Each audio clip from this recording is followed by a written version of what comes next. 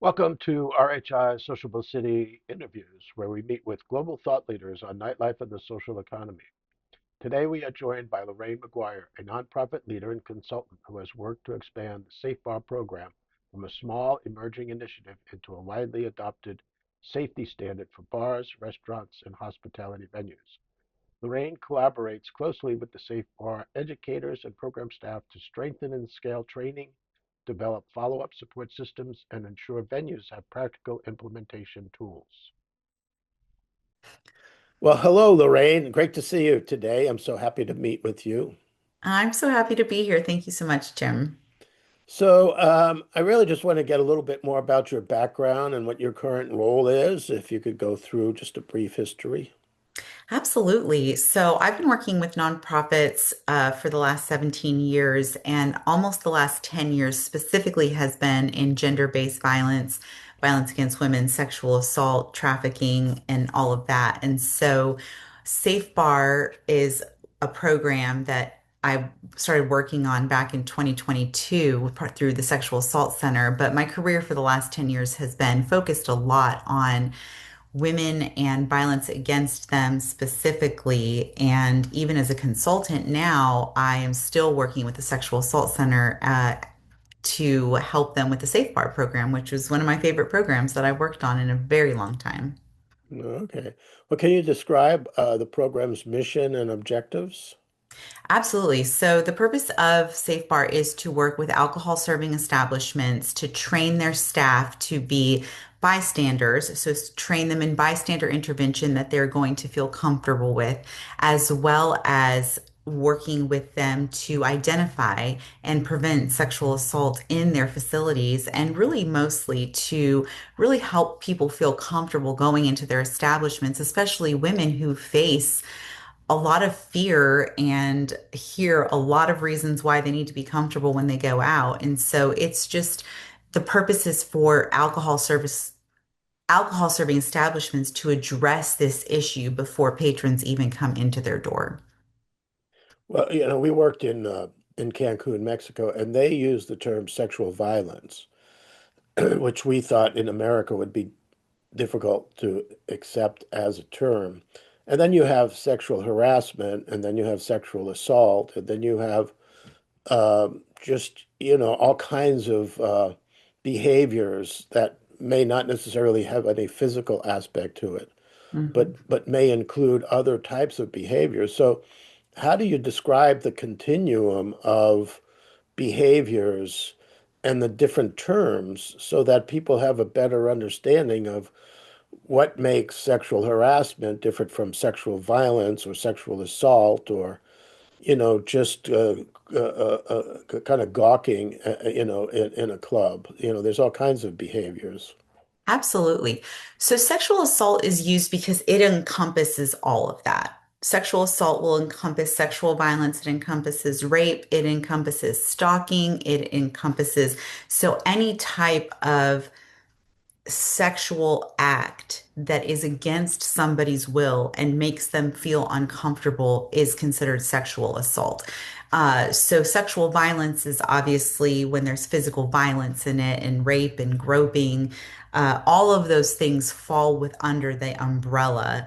But that's why we generally use sexual assault because it includes abuse, it includes everything under that umbrella. But that's a great question, and we do get asked that quite a bit.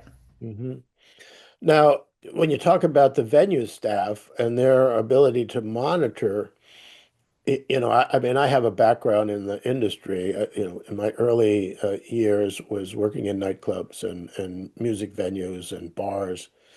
And the idea of being observant is you're really watching people. But Mhm. clearly, when you're in that 21 to 25-year-old age group, or maybe 25 to 30, but generally when you're looking at high intensity clubs, when you have that 21 to 25-year-old age group, it's also a time of sexual exploration and Absolutely. learning to know what the boundaries are, just in terms of being a male and being interacting with the female and learning from kind of underground ways in which you're supposed to approach women and flirt with women and make them feel like they should want to be with you. Hmm. So, you can observe certain behaviors that, for the most part, may just be in uh, more awkward behaviors of young men exploring their ability to interact effectively with young women. And I think even more so today, because you have a whole generation of males that have been isolated because of COVID in their late teens, where they would have had more experience to learn the rules and boundaries of proper interaction.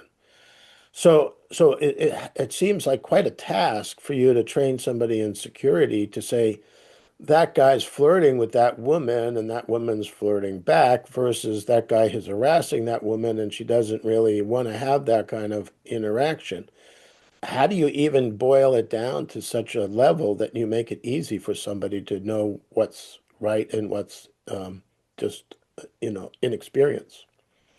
So I think that that is a great observation. And I think it's really important for us to really dig into body language and eye contact and just people understanding. I mean, if somebody stands too close to you, for instance, when you're out and about or you have a close talker, right? And sometimes people get a little bit too close when they're talking to you and you just kind of take a step back. Those are types of signs that we train for to look for, but also really good bouncers, really good security staff, or really good uh, bartenders are really looking for. So I've personally experienced this many times, and I've been to a place where, and it was a safe bar and gone out, and I could just look at you a certain way and you would know that I feel uncomfortable, that I want help. You can see my body language turning away, shaking my head, putting my hands up of like, no, thank you. And really just helping understand the breaking these cultural norms that we talk about that are not okay, like she's playing hard to get.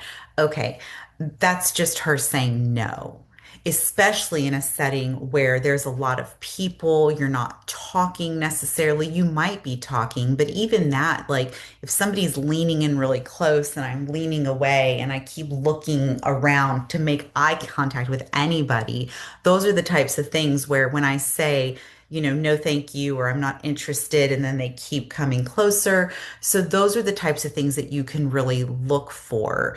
And usually you can pick up if someone's just being is a little awkward or if someone is has possessed that aggressiveness that makes you feel uncomfortable. And so it's just really important. And I don't even think just for bar staff and for security to really keep their eyes open for that. I can look around, you can look around anywhere we are, especially if we're at a bar, someone's been drinking, and to be able to identify if somebody feels a little bit uncomfortable. And that's one of the things that's so great about SafeBar is those bystander intervention tools that they're given are not just useful when they're working at a bar. They're useful every single day. Well, the other trend, and particularly more so in Europe and in the UK than in the US, is, we know about spiking, but a lot of times spiking has often been referred to using a drug in a woman's drink. Hmm. And now you have venues that are handing out covers for glasses.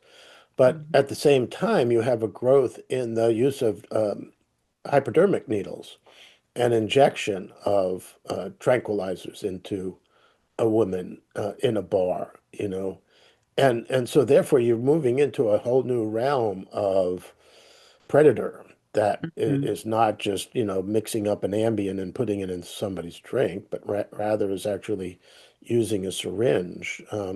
So this type of aggressive behavior, is obviously an important area for the staff to be focused in on. Hmm. But how do you begin to make people more aware of this? And what's the proper intervention when somebody observes it? So I do want to take one small step back and to say that I want to make sure that people know and understand that alcohol is also a date rape drug. Alcohol is used in 50% of sexual assaults as the drug of choice. And so I know we think when somebody is very drunk, sometimes when we start talking about when someone is drugged versus when they are just drunk, almost as if they controlled that they were drunk and they put themselves in that situation, almost like, well, what did you expect type of situation. So just because somebody is drunk does not obviously make it okay, but also it is a way to influence somebody's behavior.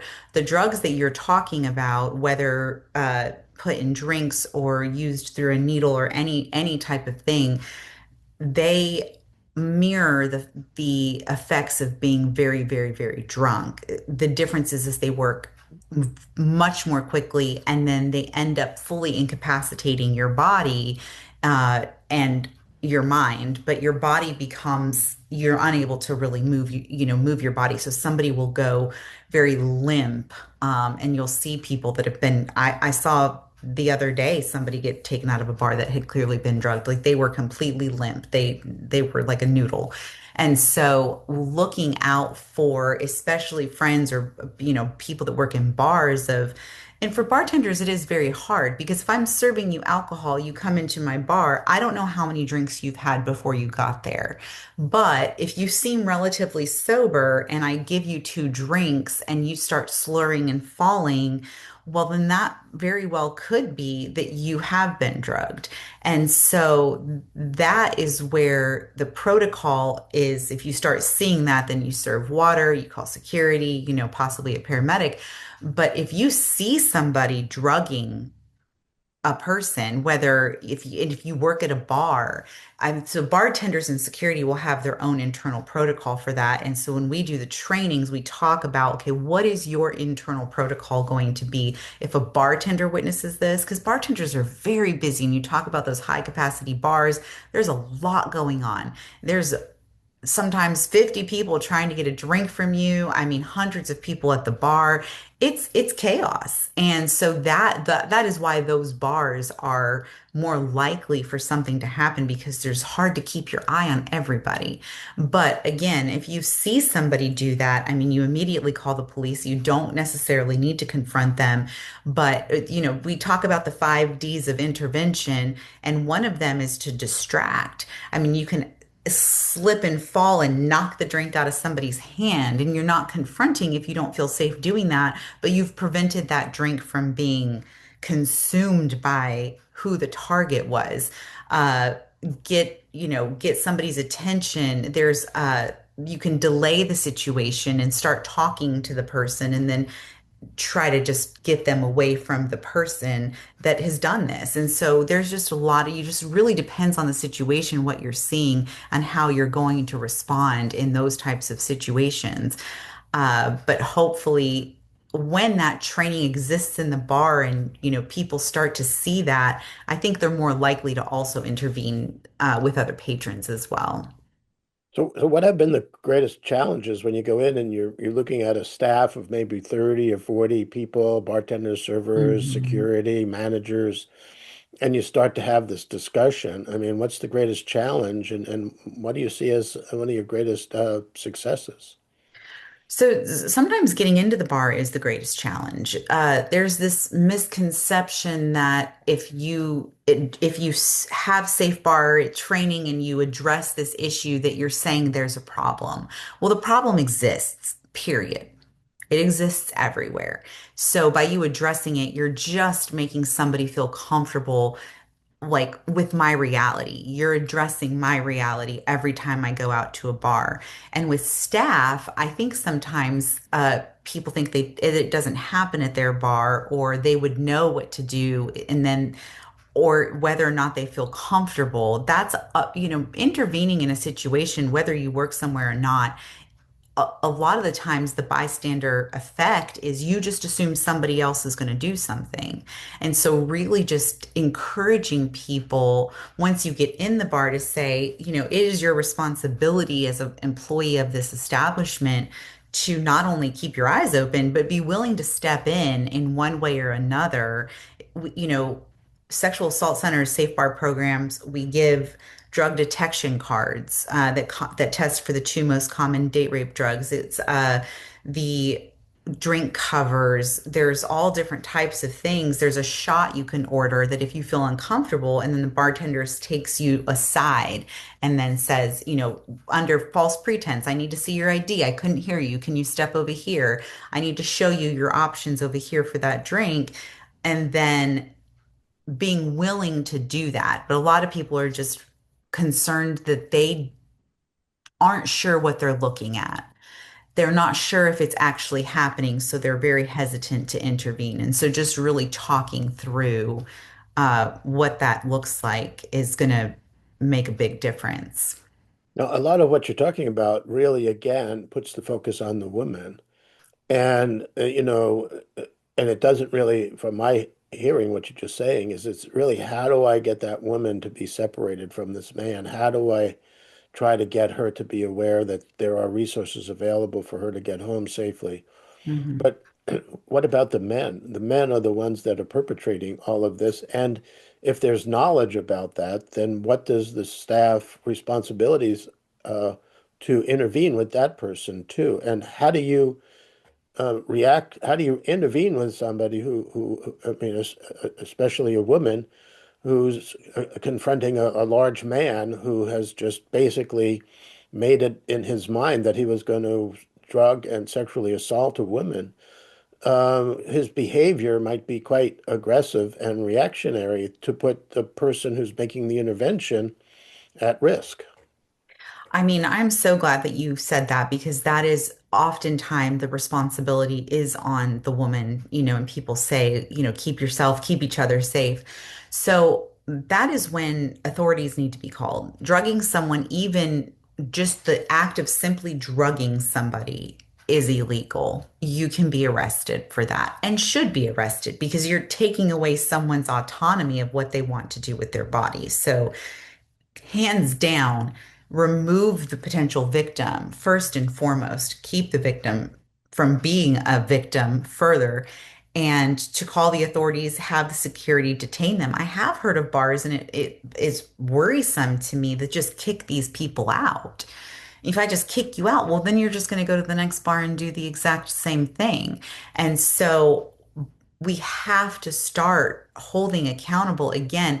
Even if you think you see something and you have security come and talk to them, like anybody who's not doing something bad is going to be okay with it. They might be frustrated, but like if I think I see something, I need to feel confident to say that and to say you need to stay there and get security, call the police, do whatever they can and let them worry about it. And I think for you or I, if we're if we're trying to take on somebody that's like twice our size, removing the anybody who's a victim and then letting people know.